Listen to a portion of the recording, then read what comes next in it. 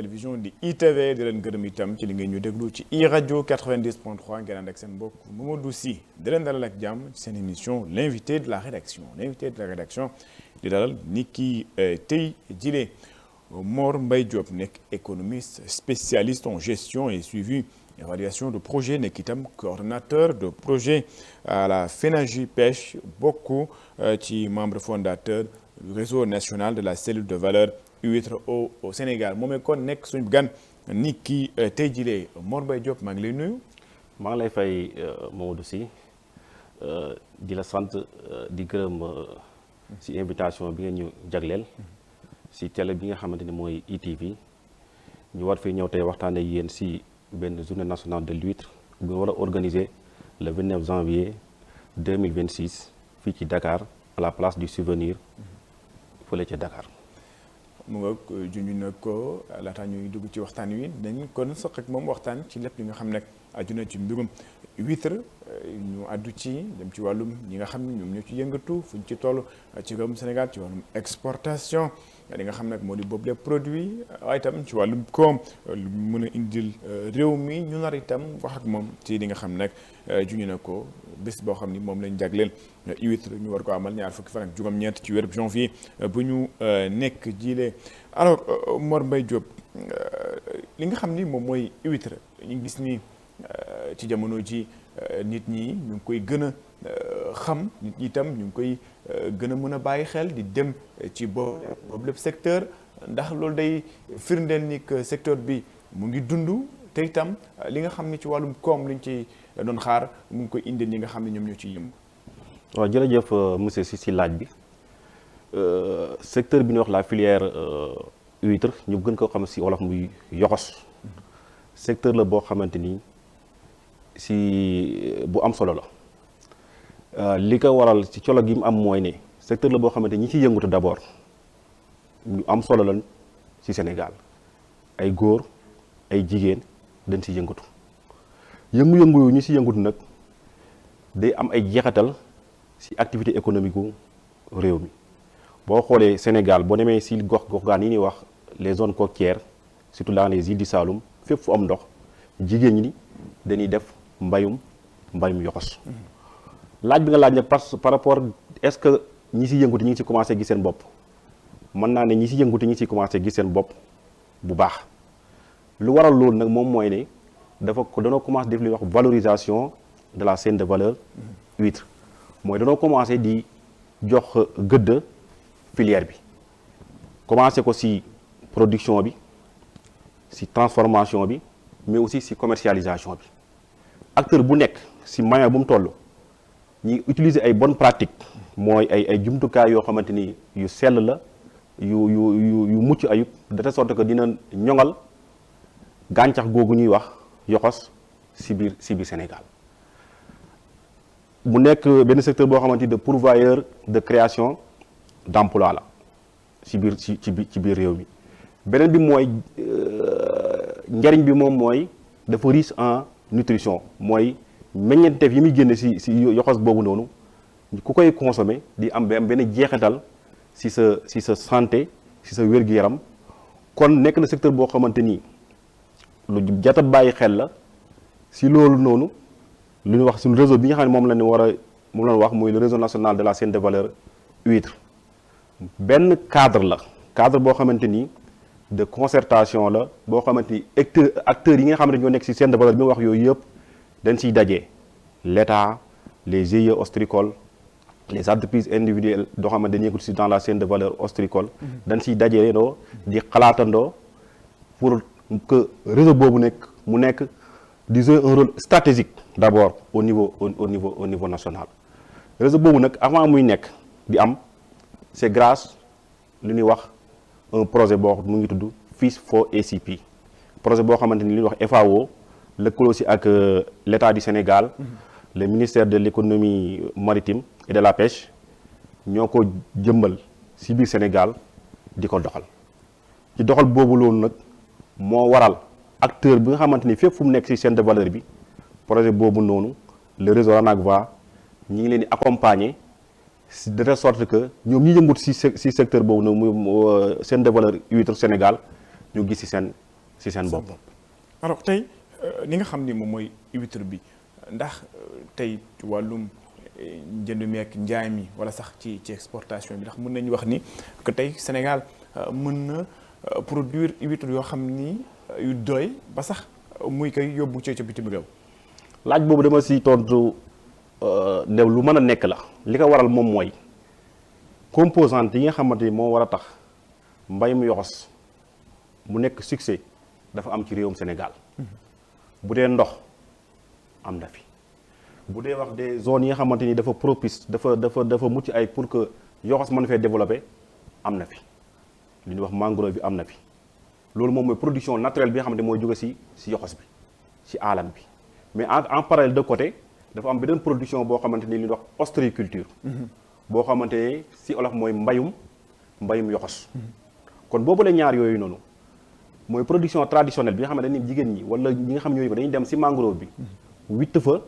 yoxos yóbbu ko seen kër yi transformé ko commercialisé ko kon secteur boobu noonu élément secteur boobu noonu buñ ci sukkandikoo mën na indil koom-koom mu bëri ci Sénégal beneen bi mooy alternative bi moo wax naan ostréiculture mbayum yoxos moomu noonu bu ñëwee toftalu si li ma waxoon sànq kon secteur boobu noonu lu mën a def ci biir Sénégal bëri na man Sénégal yi mën na ci mu satisfaire seen wàllu lekk comme mu la wax sànq dana contribuer à la sécurité alimentaire et nutritionnelle des populations du Sénégal mais aussi yoxos bi mën na dem ba di ko exporter ba si sama biir wax nee naa la ñu ngi leen di jàppale réseau bi ngi jàppale acteurs yi RENACVA ñuy développer des bonnes pratiques de production de transformation mais aussi de commercialisation kon 3 points yooyu ma wax bu dee ñi ngi koy def ni nga ko war a mën a defee rek kon secteur bi ki si yëngatu dina dem ba ciy dund. yéen ndax li nga xam ni moom mooy mbirum huître ndax nekkul lu metti yëngatu ci. pour man yëngu-yëngu bu activité boo gis. dafa laaj ay effort li bon kay mooy nga am ay effort ba pare te du am retour sur investissement. et que boo laajee defoon ay enquête xool jigéen ñi xamante ni ñoo ci ëpp à 90% des acteurs yëngatu si dans la chaîne de valeur huître ay jigéen lañ te boo xoolee jigéen yooyu noonu ñoom gënoon ba gis ne ñoom yëngu-yëngu bi ñu yëngut si yoxos bi mi ngi leen di jàppale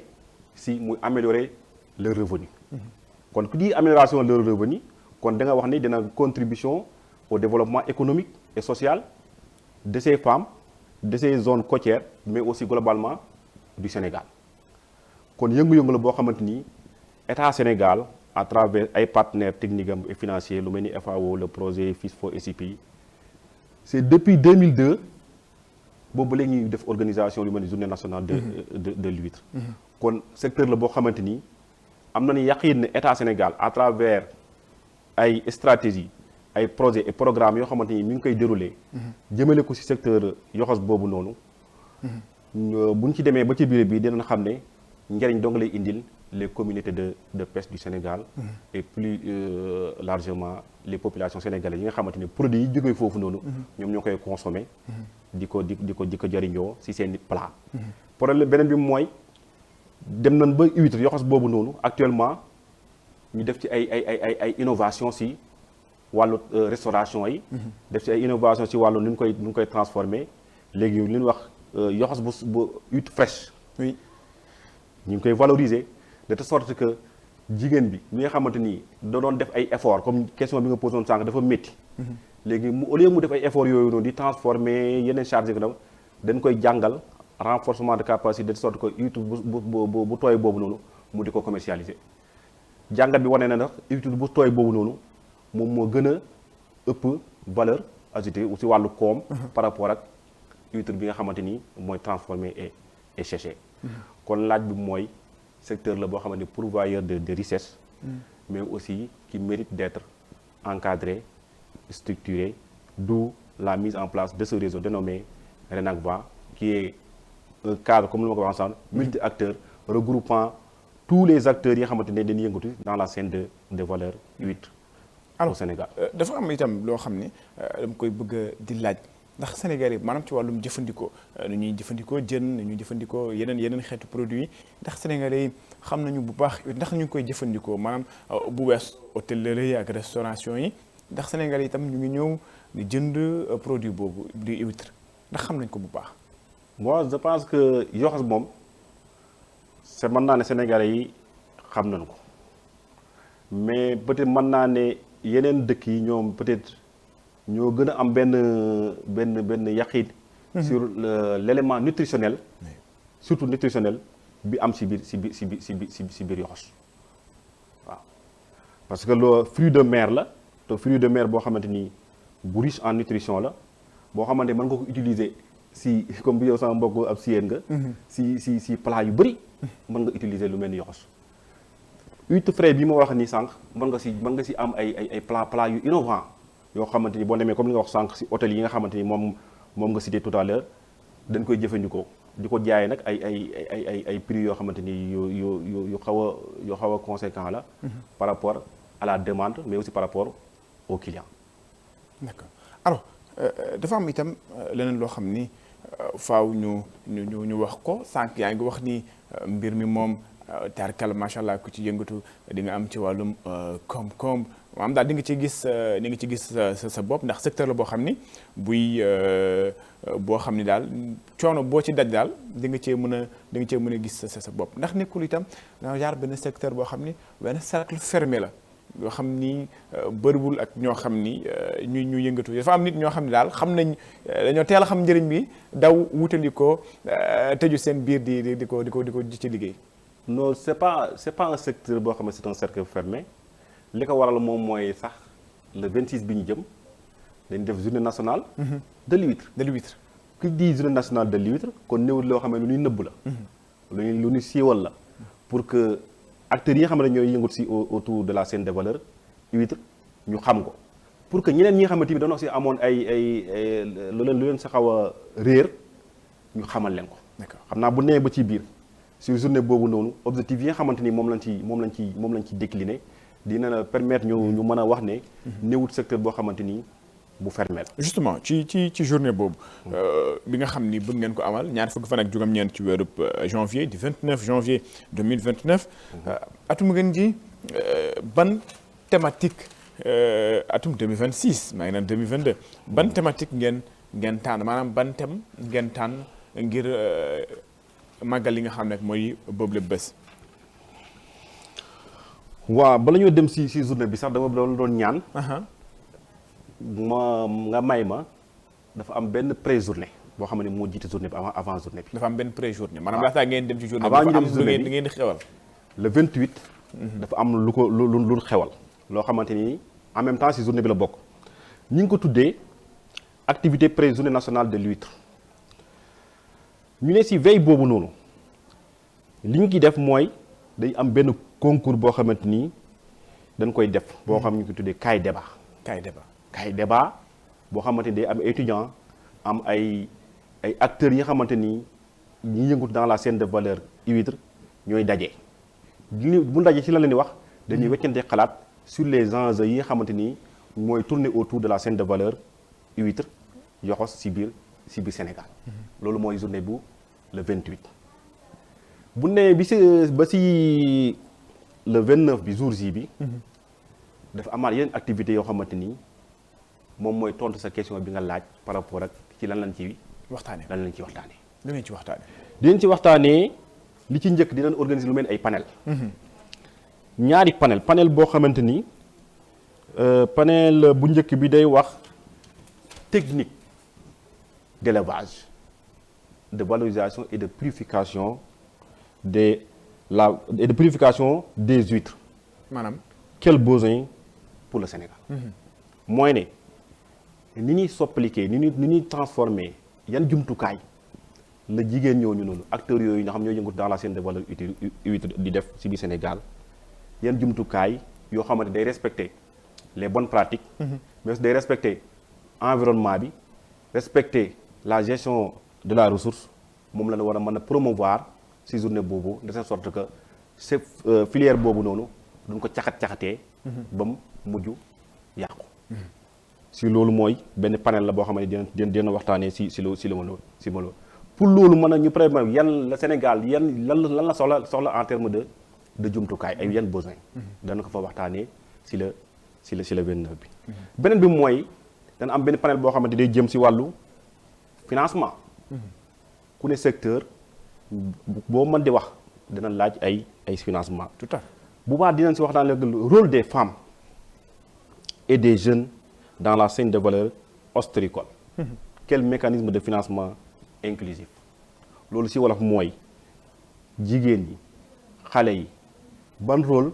la ñuy jouer sur filière boobu ñuy wax yoxos ak yan mécanisme de financement inclusif boo xamante ni day boole ñi ci bokk ñëpp pour que secteur bi képp ku si yëngatu nga gis sa bopp. kon ñaari point yooyu rek yaakaar naa bu ñu ko waxee képp ku bëggoon a xam si wàllu yoxos bi Sénégal dañ ci am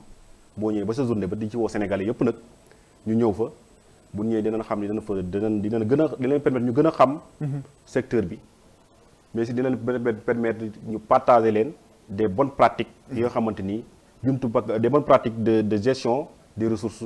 ostréicoles au Sénégal. bii du gulet ngeen di organiser li nga xam ni moo di boobu lépp journée def ngeen ko benn yoon ñaari yoon su ma juumul. gannaaw journée yooyu yan retour wala sax lan ngeen yaakaar ni journée yooyu jural na leen ko yéen ci seen secteur. waaw jërëjëf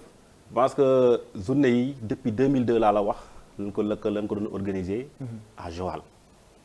lu yàgg la FAO moo ko doon organiser depuis 2002. boobu ba léegi ay journée jaar na fa booba nag FAO moo ko doon organiser. mais bu nee ba 2021 FAO à travers ce projet bi ma waxoon sànq Fish for ACP dafa ne pour que secteur bi ñu mën ko ñoŋal. acteurs yi si nekk yëpp il faut que ñu regrouper leen autour d'un cadre. oui cadre boobu noonu moom la ñu wooyee RENACBA réseau national de la chaîne de valeur huître yoxos ñu samp ko en février 2021 2022 ba 2023 2024 FAO moo doon organisé à travers le projet. boobu RENACBA judd na nekk xale réseau le projet di ko accompagner muy doxal ñu dem ba ren nag 2025 bi ñu ne ñu war ngeen a mën a organiser seen bopp moo tax édition 2025 bi réseau bi moom moo organisé la journée nationale. maanaam ci 2026 bi dañuy organiser 2025 bi lu ko waral. l'édition c'est l'édition 2025. ça a été bon la ko jàpp comme nu ñu naan CAN 2025 waaye final bi daal 2026. 2026 effectivement loolu comprendre nga loolu. c'était prévu ñu def ko décembre 2025 ak CAN bi ak conditions n'étaient pas réunies parce que dañoo bëgg mu nekk journée boo xamante ni day nekk une réussite puisque test la défilé pour le réseau. oui mu def ko pour une première fois. parce que wax naa la ko au départ yi doon jàll du réseau bi moo ko doon def le projet moo ko doon def FAO ak ñoom samp nañ réseau bi acteurs yëpp a ngi ñu ne leen édition bi yéen ko déjee pour ngeen organiser ko. lu ngeen ci xaar concrètement en termes de lan ngeen ci xaar dëgg-dëgg. waaw je pense que j'avais noté quelque part li nga xamante ni. moom ngeen ci bëgg. moom lañ ci séentu. si journée bi. mën nañ retenir en termes concrets. oui li ñu ci bëgg de façon spécifique les objectifs fixés lors de cette journée par le réseau RENACBA comme suit. bëgg nañ ñu ne si journée nationale de l'huître bi mu permettre ñu def la valorisation et la diffusion des bonnes pratiques et de gestion durable des ressources ostréicoles. mooy li ma wax noonu sànq journée bi bëgg nañ ñu wane fa bonne pratique yi nga xamante ni acteurs yi nga xam ne ñi ngi koy def ci biir chaîne de valeur huître bi ñu siiwal ko mooy ñu diffuser ko vulgariser ko. dinañ permettre bi ñu mettre en avant la contribution et l'impact des femmes et des jeunes dans le développement économique et social dans les zones côtières à travers les activités ostréicoles. ci maanaam dinañu permettre ñu fësal ñu wane ci kanam jigéen ñi xale yi yëngu-yëngu yi ñuy def ci autour de la chaîne de valeur huître au Sénégal jeexital yi mu am en termes de de retombées économiques de création de richesse ci biir réew mi. beneen bi bëgg nañ ñu promouvoir la consommation d'huîtres fraîches et de plats innovants. D'accord. Sénégal liñ ci yàlla moom mooy ñu bëri yoxos bu wow bi rek lañu ëpp lu ñuy consommé. mais bëgg nañ ñu wane fa ay activités yoo xam ne day dem ci wàllu dégustation activités yoo xam ne day dem ci wàllu activité culinaire. ñu wan ñi nga xam ne ñoo fa ñëw am na d'autres façons de préparer l'huître. ñu wax leen ko fésal ko de sorte que ñu mën ko di mën a utiliser ci seen famille yi pourquoi pas di ko commercialiser. ci seen gox yi. beneen bi bu ñu bëgg bii may wax nii dafa am solo ñu dañuy def ñu favoriser la création de synergie entre les institutions publiques le secteur privé et les communautés. ci gàttal mooy bëgg na journée bi bu ñu fa jógee mu am benn synergie lëkkaloo xàccandoo dóorandoo entre ñan l'État. le secteur privé les communautés côtières. alors am na laaj boo xam ni huître daan mel nii ci zone côtière bi yaa ngi ko daan tudd foofu lañ koy gën a mën a amee wala activités yi foofu lañ koy gën a mën a defee su ma juumul. c'est-à-dire si zone yooyu noonu foofu les conditions yi. ñoom ñoo réunir foofu noonu. d'accord pour ñu mën a fa def le développement. mais ndax ñi yëngatu ci boobu lépp secteur ñu ngi jël en compte également maanaam ñi nga xam ne ñoom ñoo fa dëkkee ci wàllum création d'emploi ndax ñi fa dëkk ñoom ñooy priorité ci wàllum par exemple su fekkee ne ñu bëgg a jël ay nit ñëw ñu liggéey ci secteur bi. xam nga au Sénégal. le développement de la chaîne de valeur huître dañ ko jàppoon comme lu nekk lu traditionnel la ko doon jàppoon rek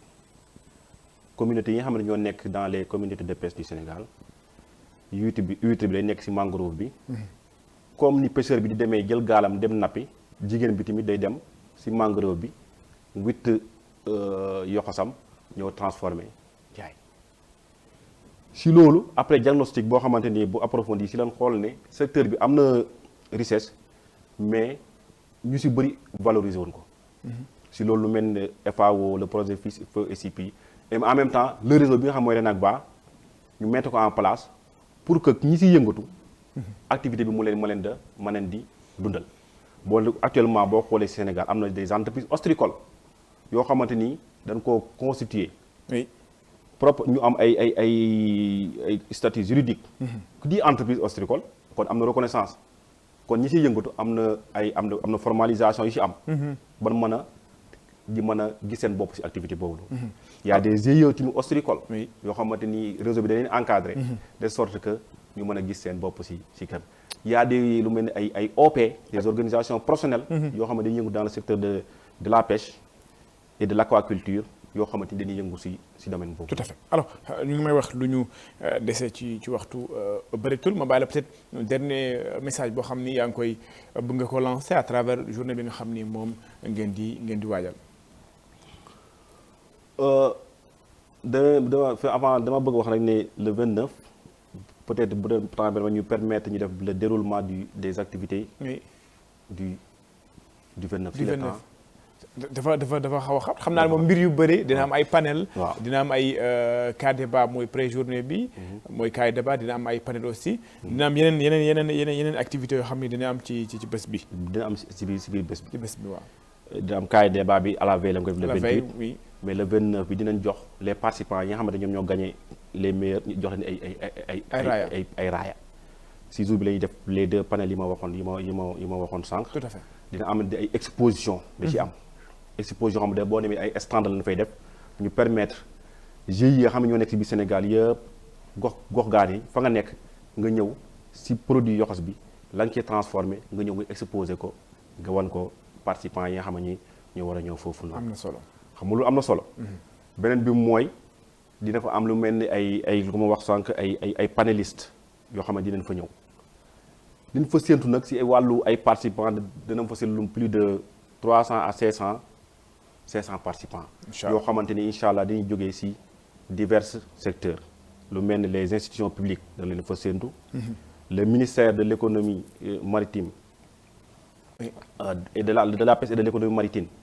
et ses démembrements yi nga xam ne ñoo nekk autour dina fa lu mel ni DPM lu mel ni ANA DITP dana leen fa séentu. mais aussi les institutions de recherche lu mel ni université UGB UPA lu mel ni ay CROT yëpp dañ la ko des organisations lu mel ni ay ADEPA yu mel ni des acteurs comme yu mel ni ay FENAGIPES yoo xamante ne seen i membres danoo bokk si réseau RENACVA boobu dina leen fa les médias aussi wan leen fa parce que si su objectif yi nee naa ne dañoo bëgg journée bi mu permettre de favoriser la visibilité du réseau RENACVA mais aussi la filière ostréicole au Sénégal. ci li nga xam ne place du souvenir. place du souvenir. incha allah incha allah. incha allah ñu fàttali leen ki nga xam ne moom mooy Mor Mbaye Diop di économiste spécialiste en gestion et suivi évaluation de projet nekk itam coordonnateur de projet FENAGIPES bokk ci réseau national de la cellule de valeur huître au Sénégal mu nekkoon suñu gan ni ki tey jëlee Mor Mbaye Diop. waxtu bi xat na lool mais luñ bëggoon waxtaan yëpp xëy na du ci xaj mais je pense que l'essentiel a été dit ma bala nga tàggatoo. waaw avant ma tàggatoo rek peut-être dina yëkkati ay au nom du réseau. ay des mots de remerciement à travers jëmale ko ci ay ses partenaires. lu mel ni FAO le projet Fish for ACP lu mel ni le ministère de la pêche et de l'économie maritime lu mel ni Wetland ay Boulventure ñooñu moo xam ne partenaires yi nga xamante ne ñoom ñoo jàppale le réseau RENACVA pour ñu mettre en place ñu organiser journée nationale de l'huître prévue le 29 janvier 2026 au Sénégal di ci woo Sénégalais yëpp ñu ñëw dina xam bu ñëwee dinañ fa découvrir les bienfaits yi nga xamante ñoo nekk autour de la chaîne de valeur yoxos huître au Sénégal fi may terminer mooy di la remercier si invitation bi permettre nga ñu waxtaan ak Sénégalais yi si secteur bi nga xam ne mooy chaîne de valeur huître si biir Sénégal jeexital yi ci am bienfaits yi ci am ci biir réew mi du ma terminer nag sans pour autant ma remercier fi may liggéeyee lu mel ni waa mooy FENAGIPES kuréel gi nga xamante ni moo permettre ma bokk ci réseau RENACVA ba fee ñëw tey di teewal di fi waxal l'ensemble des acteurs yi nga xamante ñoo nekk si la chaîne de valeur huître au Sénégal di ñaanal yàlla aussi borom télé bi ITV mission yi gën a ñoŋ et du succès pour l'avenir. sant ko gërëm ko moom Mor Mbaye Diop sant leen itam gërëm leen seen émission l'invité de la rédaction jeex na di leen jox dig daje ci beneen numéro ak beneen gan.